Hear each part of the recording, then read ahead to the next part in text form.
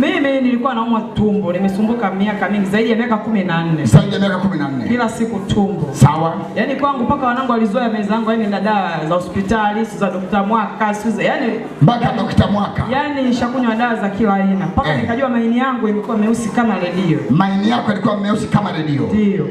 Mara mwisho naenda pale Kitengula, anaambia kwamba kwanza wewe damu yako yaani damu yako sasa ilipofikia bado ya 10% upate kansa ya kizazi. Ndio.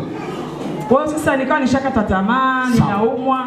Baada ya kuingia hapa sasa, nimekaa siku nikawa naumwa tumbo mchana. Ndio. Kwa hiyo nikawa sasa usiku nikalala. Yaani nilikuwa naumwa kimwili. Ndio. Nikawa naona kwenye ulimwengolo, namuona baba hapa kavaa nguo za kidaktari. Ndio. Na mama pale kavaa nguo za nesi. Wakanichana tumbo. Ndio.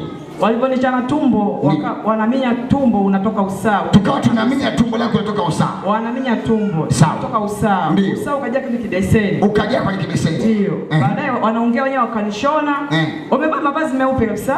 Wanasaidiana. Baada ya kunishona nikashtuka. Yaani kuanzia hapo sijawahi kuumwa mpaka leo. Piga makofi punga wa baba na wa mama kule. Punga mikono tangu sijawahi kuumwa tena. Mungu wa madhabahu. Yaani kama ile siumwani. Humwani. Mpaka mara mwisho nenda tena pale Kitengula daktari namba kwanza grupo magonjwa yalikuwa yanatokea wapi? Ndio. Mpaka leo kwa kweli namshukuru Mungu. Ndio maana nampenda Mungu jamani. Mungu akubariki sana.